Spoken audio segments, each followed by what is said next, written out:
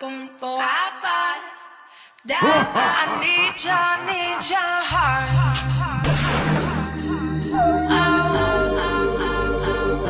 I need your heart. It's almost time.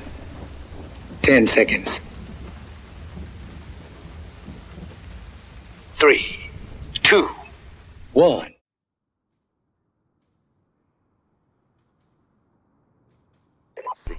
Salut à tous, je me présente, c'est Waro, membre de la team No French Fighter. Je suis un joueur Black Ops 2, mais pas seulement. Je suis là pour faire partager le massacre sur un stand-off réalisé par Excel, l'unité de la team. Vous verrez qu'il utilise principalement des score streaks et la nouvelle arme apparue dans le pack Révolution, c'est-à-dire les mitraillettes Peacemaker.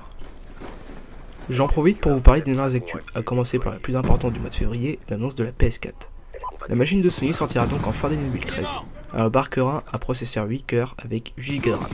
AMD a annoncé le processeur comme étant le plus puissant jamais créé par eux, ce qui promet du lourd. Contrairement à la rumeur, elle pourra effectivement lire les jeux d'occasion. Quant au design de la machine, n'a pas encore été finalisé, ni sa fourchette de prix. La console pourra afficher la résolution 4K, c'est-à-dire l'Ultra HD de Sony, mais il faudra cependant posséder la télé adéquate et avoir une bonne connexion vu que les films feront à peu près 100 Go. Pour les jeux, cela restera du HD classique, c'est-à-dire en 1080p. Pour la manette, cela restera une DualShock classique, mais avec des changements comme l'apparition d'un pavé tactile au milieu, ainsi que d'un bouton de partage. Elle aura des aspects plus ergonomiques. On verra aussi l'apparition d'une barre lumineuse qui servira par exemple à indiquer une baisse de santé ou changer de couleur selon les circonstances. Cette manette couplée avec le PlayStation Eye permettra de détecter les joueurs si on joue avec des amis par exemple. Pour le online, la machine se verra plus communautaire avec la possibilité de partager ses gameplays de jeu et également de faire des lives de jeu. On pourra aussi commenter certaines choses. La console pré-téléchargera des jeux selon les préférences vidéoludiques de l'utilisateur.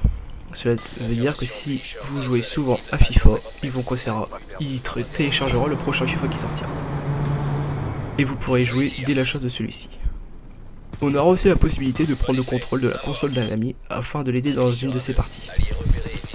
Ensuite, vu que Sony a racheté Gaikai récemment, la console utilisera le cloud. Cela nous permettra de jouer aux démos de jeux sans avoir à télécharger, mais aussi de jouer aux anciens jeux PlayStation, c'est-à-dire PS1, PS2 ou PS3. On pourra aussi jouer aux jeux de sa PS4 sur sa PS Vita si on en possède une grâce à une sorte de streaming en laissant tourner sa console PS4. Passons au jeu maintenant. Nous allons d'abord commencer avec la licence phare d'Ubisoft, à savoir Assassin's Creed. Le développeur canadien revient avec Assassin's Creed 4 Black Flag. Le jeu se déroulera donc dans l'univers de la piraterie. Les rumeurs disent que l'on incarnera Edward Kenway, le grand-père de Connor, et que l'histoire se déroulera au bord de Cuba et de la Jamaïque. Une image apparue sur internet montre que le jeu sortirait le 29 octobre 2013, mais nous en saurons plus le 4 mars.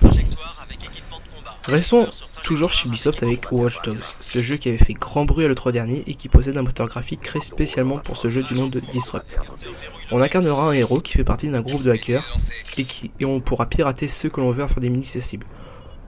C'est-à-dire qu'on pourra pirater autant les réseaux ferroviaires, électriques que téléphones. Le héros se baladera dans un monde ouvert. On attendra ce jeu à la sortie de la PlayStation 4 et il est bien décidé à faire parler de lui. Pour Capcom, ils n'ont pas tardé à annoncer leur soutien envers la PlayStation 4 avec Deep Dawn, un jeu d'action aux allures de Dragon's Dogma Mode développé sous le nouveau moteur Pentare.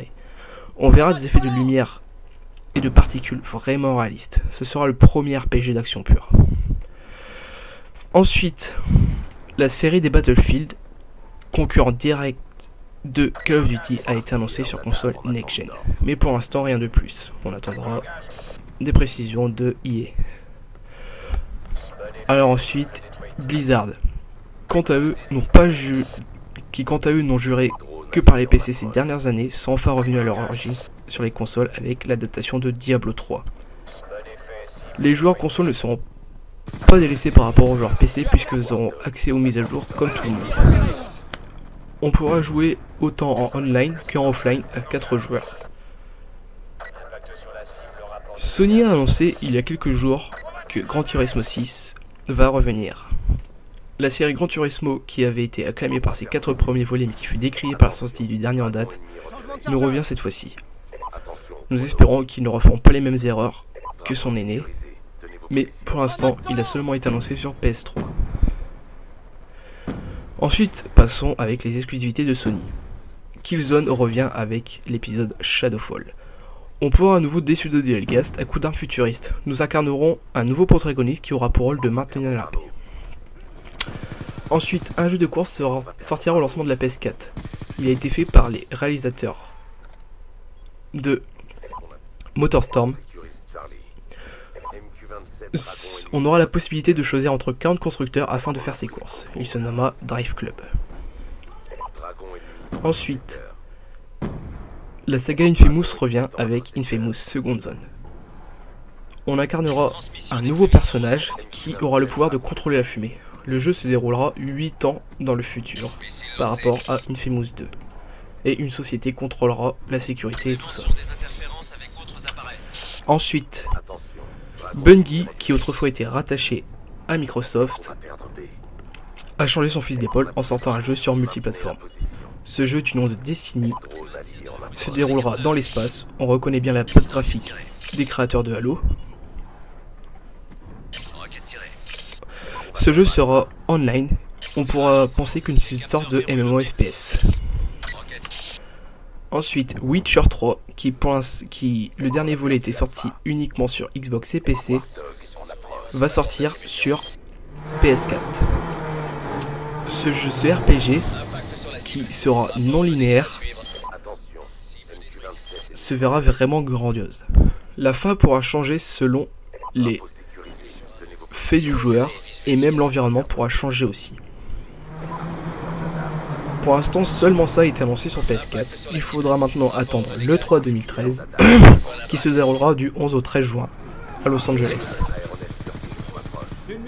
Si vous avez aimé cette vidéo, vous pourrez vous abonner à la page Facebook, c'est-à-dire la No French Method, ou alors vous abonner à notre chaîne YouTube.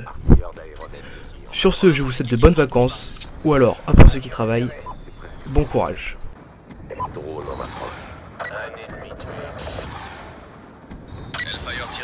Joli coup. Virage en roquette. Les capteurs verrouillent l'objectif. Recherche des unités alliées au sol.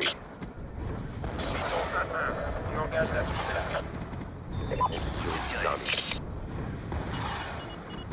On va s'écraser.